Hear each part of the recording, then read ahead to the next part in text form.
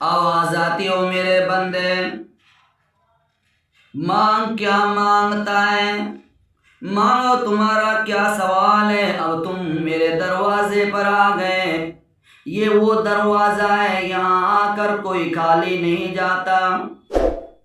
مانگو، سارے کے سارے لوگ مانگو، عاجزی سے مانگو، اخلاص سے مانگو، انکساری سے مانگو، اس یقین سے مانگو کہ جو مانگو کہ وہی پاؤ گے۔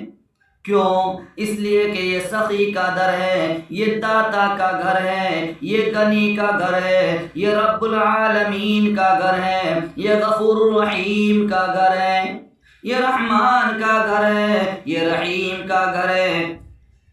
اور تم اس دروازے پر آ گئے جس دروازے سے بڑھ کر کسی کا دروازہ نہیں، اس سے بڑھ کر کسی کا در نہیں، یہ داتا کا دروازہ ہے۔ آؤ مانگتے جاؤ، آؤ اپنی جھولیاں پھیلا لو، خالی واپس نہیں جا سکتے، آج کسی کو خالی نہیں لوٹایا جائے گا۔ جب دنیا کے سخی خالی نہیں بھیجتے، یہ کیسے خالی بھیجے گا؟ اس لیے خوب مانگو اور جی بھر کر مانگو، وہ دیکھو اس کا رحمت کا دروازہ کھل چکا۔ آواز آتی ہے، او مانگو، آج تمہارے لیے حق کا فیصلہ ہوگا، تمہارے لیے عطا کا فیصلہ ہوگا۔ دیکھو میری رحمت تمہارے گناہوں کو دھونے کے لیے آ رہی ہے۔ آواز آتی ہو میرے بندو، اب تم میرے در پر آ گئے۔ مانگنے والے خوب مانگ، تجھے معلوم بھی ہے آج تیری بخشش کا فیصلہ ہو گیا، آج تم سب کا فیصلہ ہو گیا۔ یہی وہ در ہے جہاں خلیل اللہ نے حبیب اللہ کو مانگا تھا، یہی وہ در ہے جہاں حبیب اللہ نے فاروق اعظم کو مانگا تھا۔ تمہیں بھی عطا کا فیصلہ ہو چکا۔ وہ دیکھو آواز آ رہی ہوتی ہے، اذا سألک عبادی عنی فإنی قریب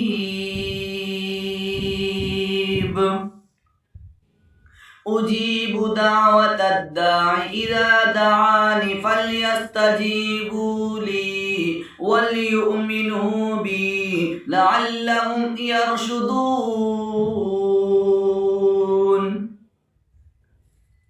آواز آ رہی ہوتی ہے، آؤ میرے بندے، تو نے میرے بارے میں سوال کیا، میرے بارے میں تم نے پوچھا۔ اذا سألک عبادی عنی فإنی قریب۔ کیا سوال کر رہے ہو؟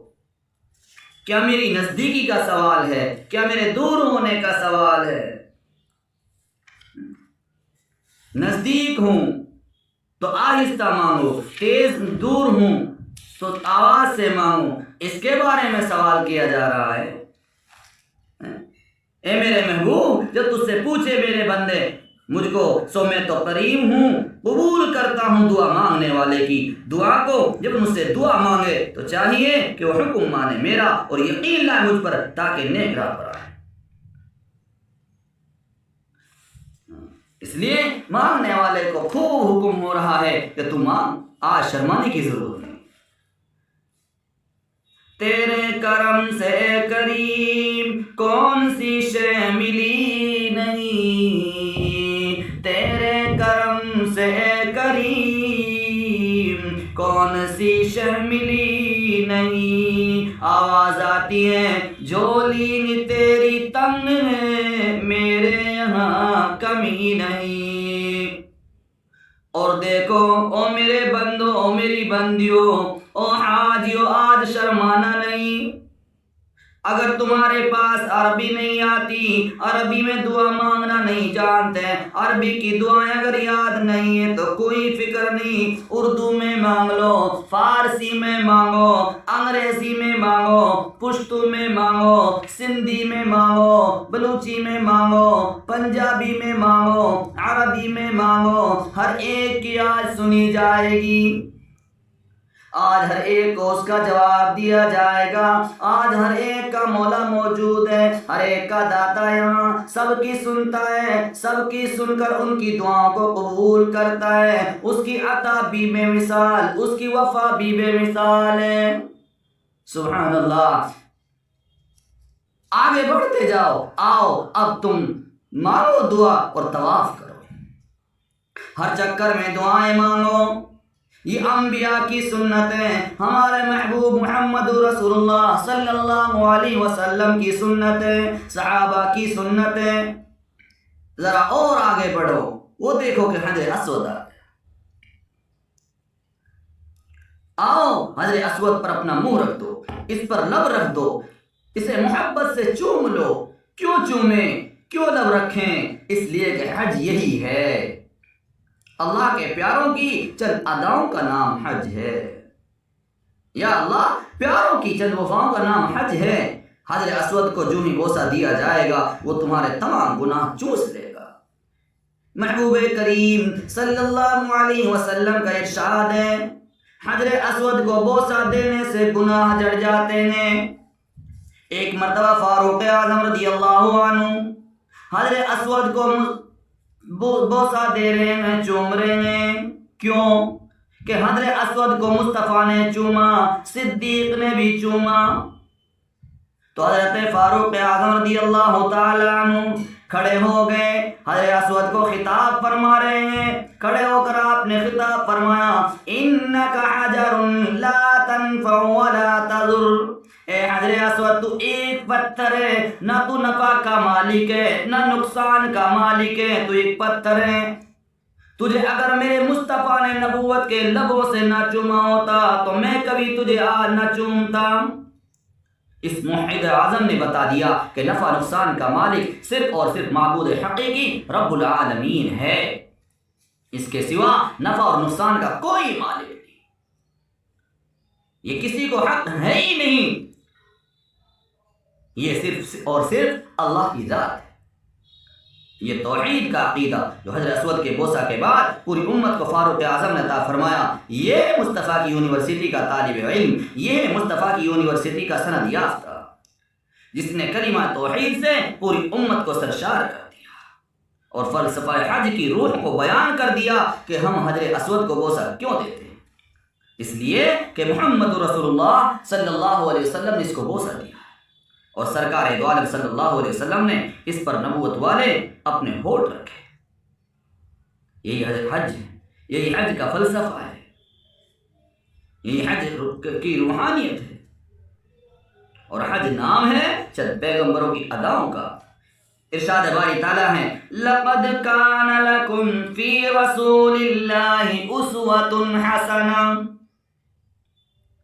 ان اداؤں کو پیغمبر کی سنت کہہ لیجئے, ان وفاؤں کو پیغمبر کی اپنے رب سے والیانہ محبت اور اطاعت کہہ لیجئے.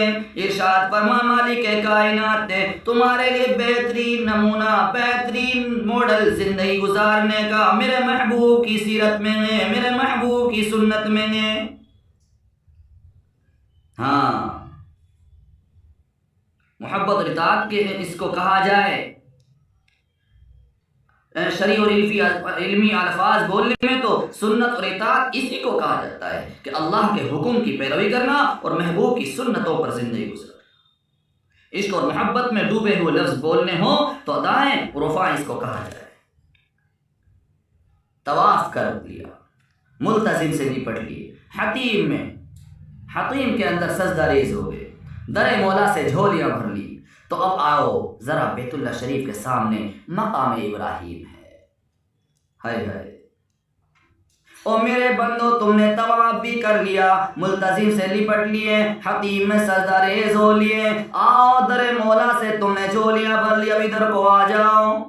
بیت اللہ شریف کے سامنے مقام ابراہیم ہے, آؤ یہاں پر 2 گانا نفل ادا کرو.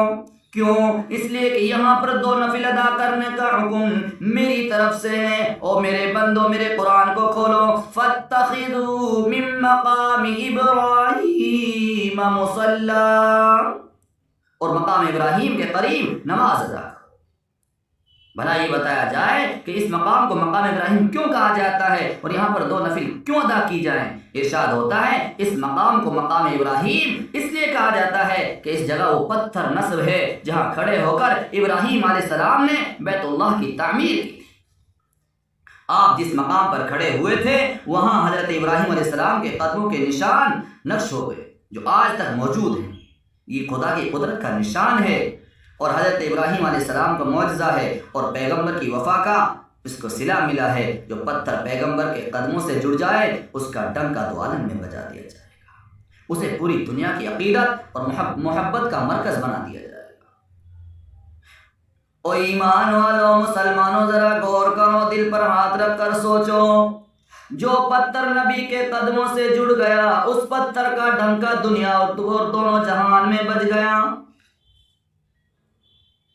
دنیا میں بھی آخرت میں بھی اس پتھر کا مرتبہ بڑھ گیا۔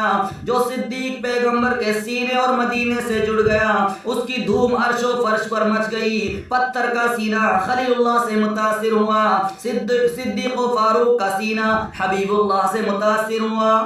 پتھر بھی بازی لے گیا، صدیق بھی بازی لے گیا۔ ذالک فضل اللہ یؤتیہ من یشاء، یہ اللہ کا فضل ہے جسے چاہے۔ مقام ابراہیم اور اس کے قرب و جوار میں نفل کیوں ادا کیے جائیں گے؟ اس لیے کہ ایک فاروق اعظم کے دل میں یوں آیا، طواف ختم کر کے مقام ابراہیم کے پاس 2 نفل کیوں نہ ادا کیے جائیں، اور خود کیسے کرتے جب تک خدا اور رسول کا حکم نہ ہوتا۔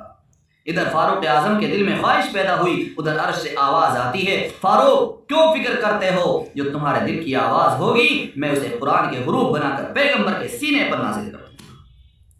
چنانچہ جبرائیل علیہ السلام تشریف لاتے ہیں اور فرماتے ہیں، اے محبوب خدا، اللہ کی طرف سے آپ کے حکم ہوا ہے، فاروق اعظم کی آرزو اور تمنا کو خدا نے قرآن بنا کر عرش سے بھیجا ہے، عرش سے نازل کیا ہے۔ چنانچہ وہی نازل ہوتی ہے، فَاتَّخِذُوا مِن مَّقَامِ إِبْرَاهِيمَ مُصَلًّى، عمر کی خواہش قرآن بن گئی، عمر کی آرزو وہی رحمان بن گئی اور مقام ابراہیم کے قریب نماز ادا کر۔ اور آج تک دنیا کو